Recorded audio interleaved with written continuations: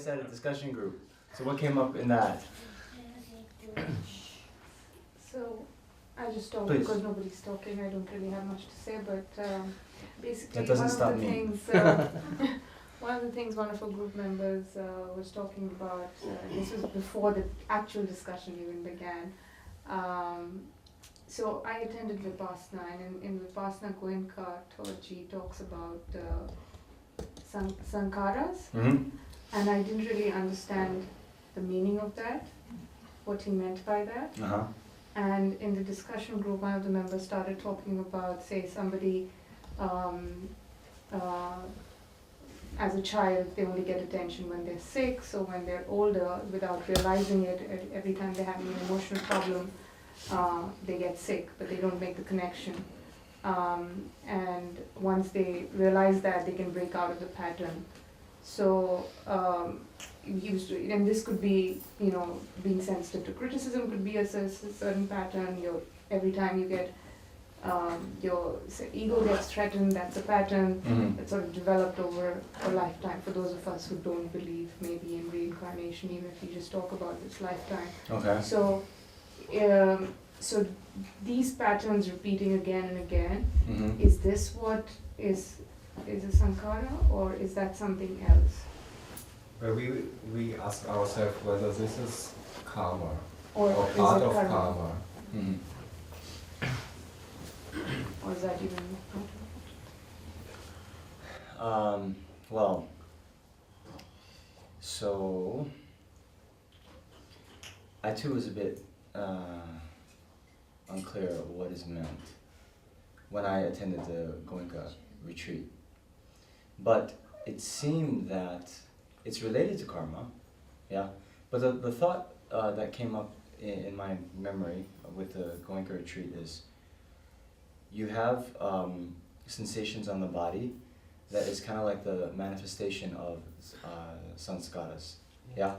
And then if you are able to remain in an equanimous mind at that time, they get purified or kind of burned off, right?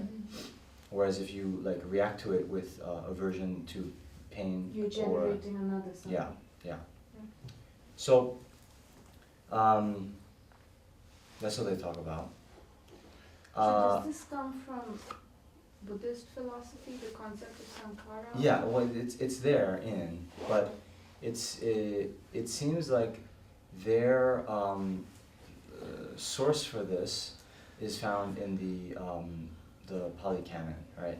So I think sanskara is now translated as like compositional formation. Yeah.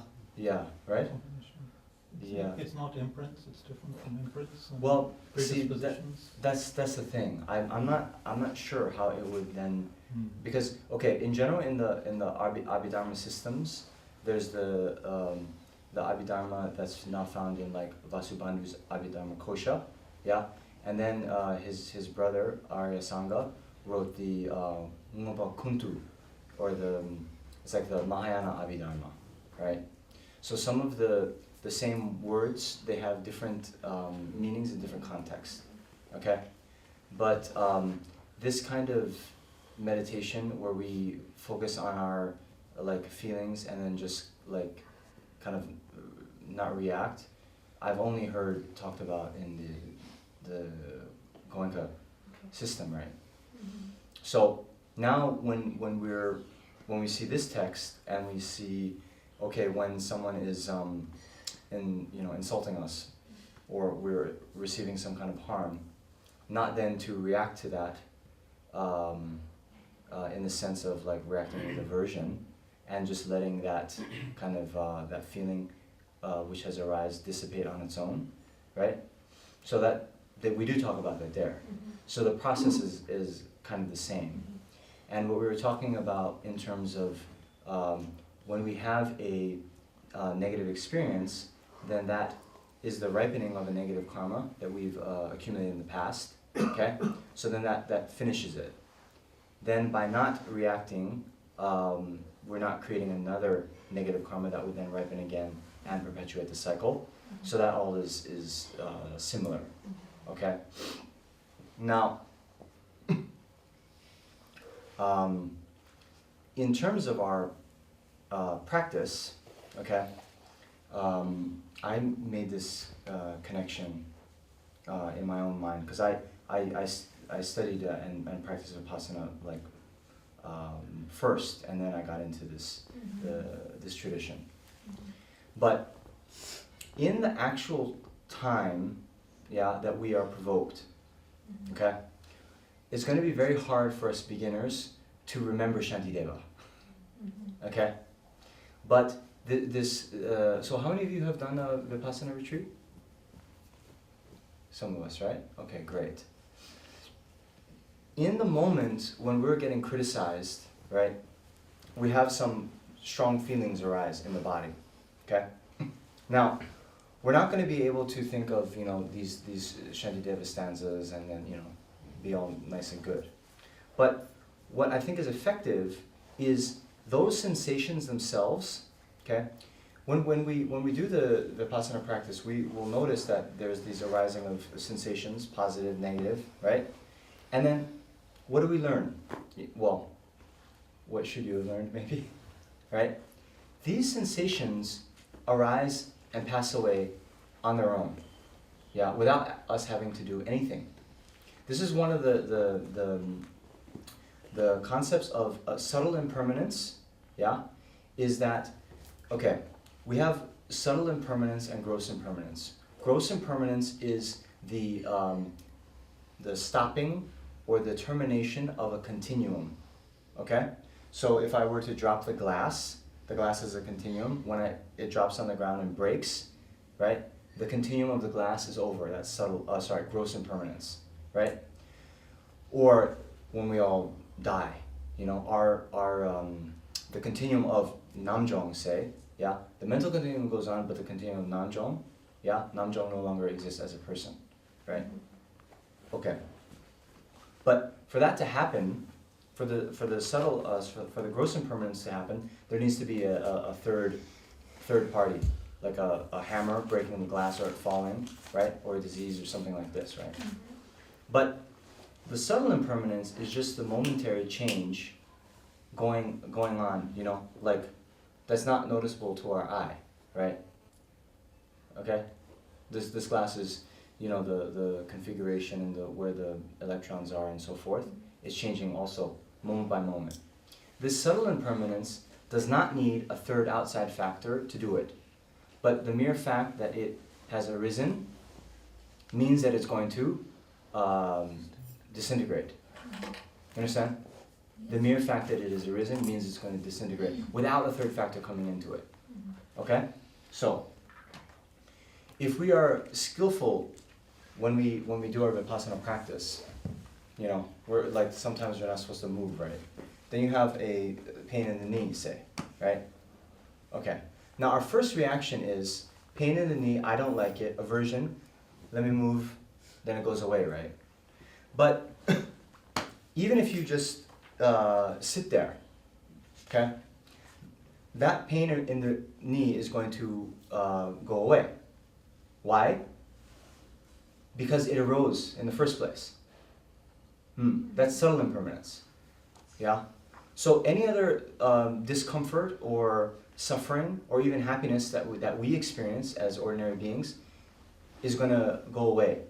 Why? Because if it arises, it's going to perish. Okay?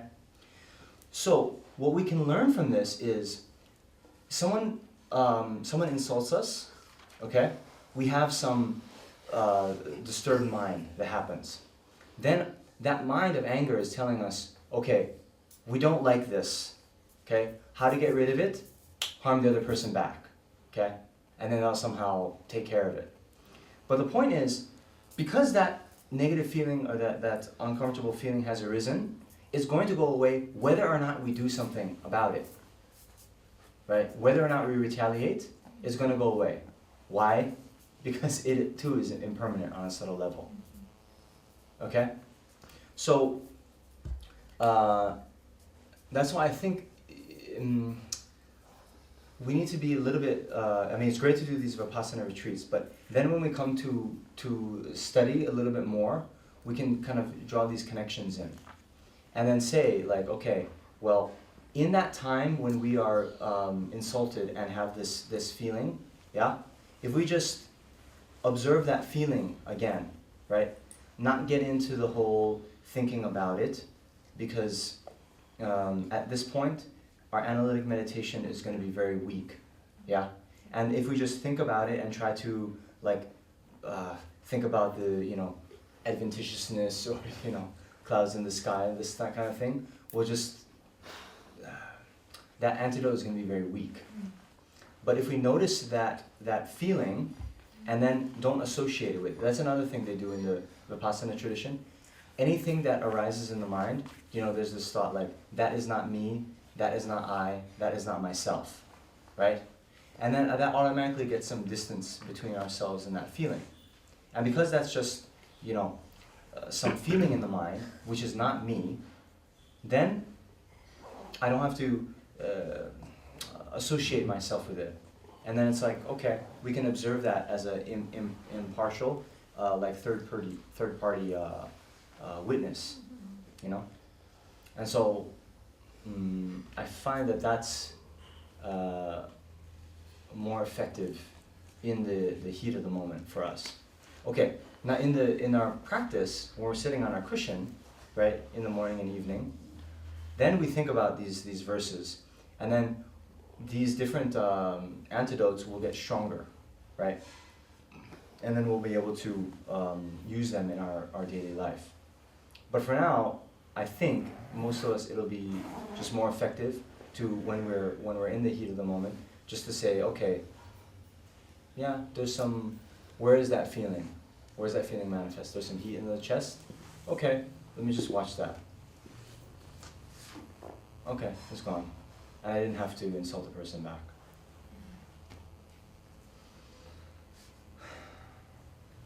What do you think? Huh? Yes? Try it. Okay, next. But is it part Yeah. of karma or not? Yeah, it's part of karma. It's part of karma. Yeah. So when Okay. I believe in that, I can start believing in karma. See, that's the thing, right?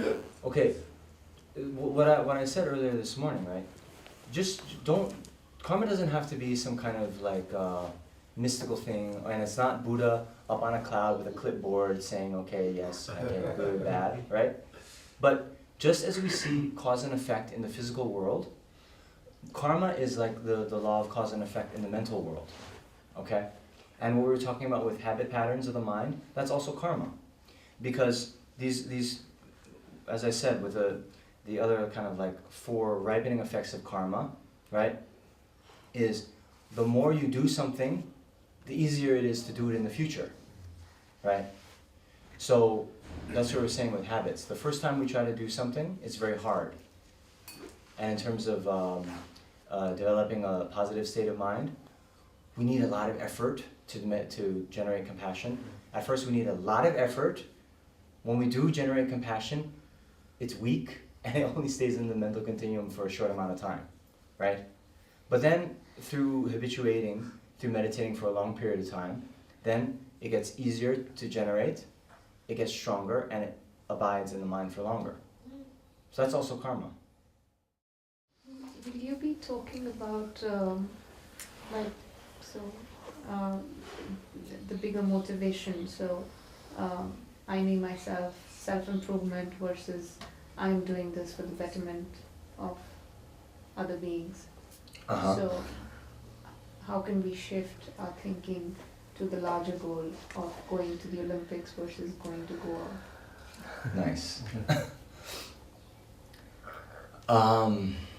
Yeah, we can talk about that.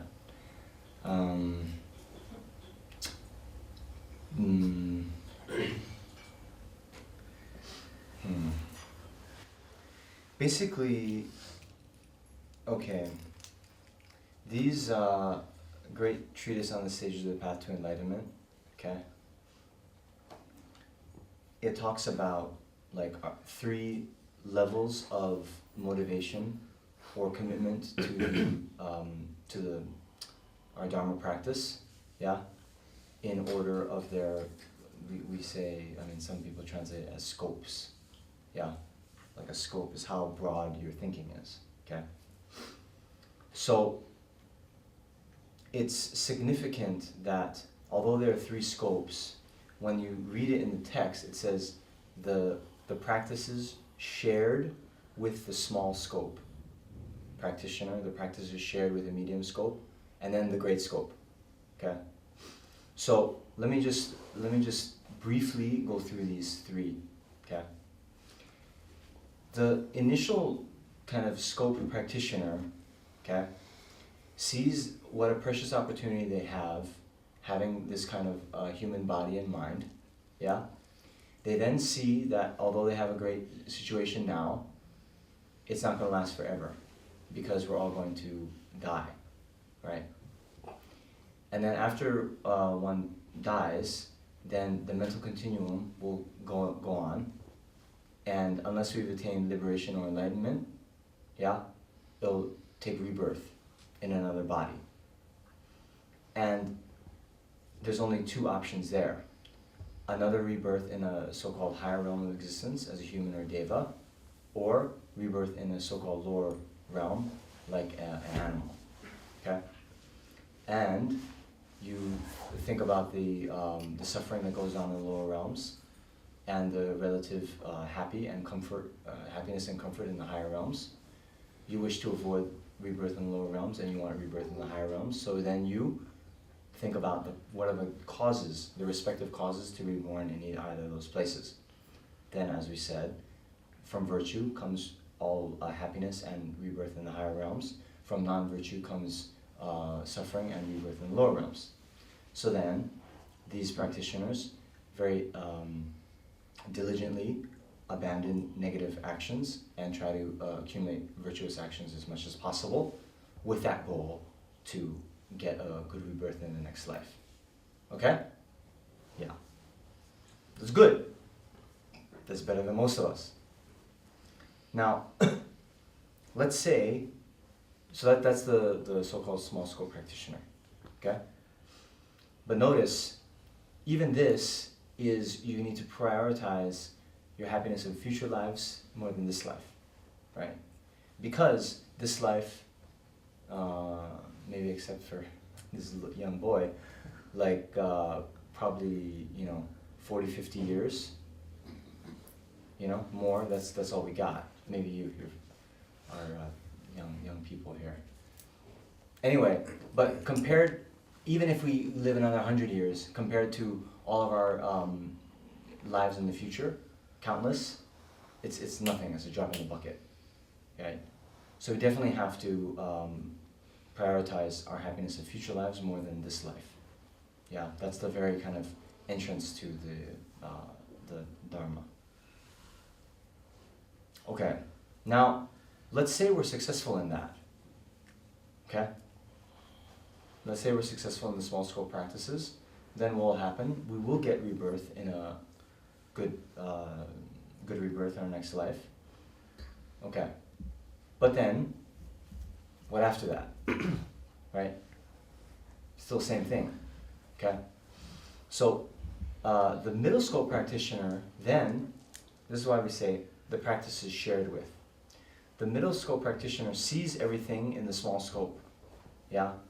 But then says, well, that's not satisfactory for me. It's not good enough that I just merely get a good rebirth in my next life. Because what after the one after that? Or the one after that, right? So what is happening on a deeper level is this process of samsara, yeah? Which is the process of taking rebirth without any control of it ourselves, but rather we are thrown into our rebirth by our karma and our klesha. Yeah. So basically, at the time of death, right before we die, we have a strong clinging to our own existence. Yeah. And that activates a karma potential in our mind stream that then throws us into another existence. But we have no control over it. So as long as we're in this process of uncontrolled rebirth, then here, even in the highest, relatively high rebirth of a human, we still experience various problems, right? And so this middle scope practitioner not only sees the faults of the lower realms of existence, but even the higher realms of existence being, without control, yeah, and they're thus bound to experience one kind of suffering or another. Then sees what are the causes of this, yeah, what are the causes of samsara in general, and sees that the causes are our karma and our afflictions. Within those, our primary one is the afflictions, right, which is going to impel us to take rebirth, yeah. So they then see the root of the root is the ignorance that misapprehends how ourselves exist, okay? That's the so-called root of samsara. So then they analyze how the self actually exists. They realize selflessness, and then they're able to abandon samsara. By doing that, they get liberation from oneself. They attain nirvana. No longer have to take rebirth in samsara. Okay? Great. All right. So then the great scope practitioner, again, a little bit increasing scopes, right? Then they consider, well, if I attain liberation for myself, no longer have to take rebirth in samsara, okay, that's good, but what about the rest of you, basically? Yeah? So, here, one needs to your question, right, to sort of expand our area of concern from just ourselves to others, yeah, then we need to, overcome what is called the self-cherishing mind, yeah. Now here, again, self-cherishing mind has a very specific meaning in this context, where we hold our own happiness, our own well-being, to be more important than those of others, okay? As long as we have that, then, our nirvana, our liberation is more important than others, okay? Of course, if others are liberated, we might be happy about it, but when it comes to making some kind of sacrifice of our own well-being, then very difficult, So here, there's two ways to go. One can either increase our level of concern of others, right? Or decrease our self-cherishing. These are the methods to sort of level out the playing field, so to speak. So, in the way to increase our concern for others, there is this thought, which we talked about this morning, of reflecting and meditating how all sentient beings have been our mother, father, loved one at one time or another, right? Recognizing that all sentient beings have been in this kind of relationship with us. When they were in that relationship with us, they showed us immeasurable kindness, and therefore wishing to repay that kindness. Then seeing how they are lacking in happiness and how they are possessed of suffering uncontrollably, therefore wishing to give them the happiness and alleviate their suffering, and not just wishing it, but taking responsibility ourselves to do it. Because if we don't do it, who else is going to do it, right? If the child doesn't, help the parents, then who do you expect to do? Then seeing our own inability to do that at this point, because we still have afflictions, because we're still imperfect, then we inquire, okay, well, what can we do? And then we see if we do achieve our highest potential, we will be able to work for sentient beings' benefit in the greatest possible way, and therefore setting our goals to that. Okay? In brief, that's the so-called 7-point cause and effect instructions to generate bodhicitta. The other one just is seeing the faults of self-cherishing and seeing the benefits of cherishing others. So, as Shantideva says also in this text, that until we're able to exchange our own happiness for that of others, we will not find enlightenment, and even in samsara, there will be no peace.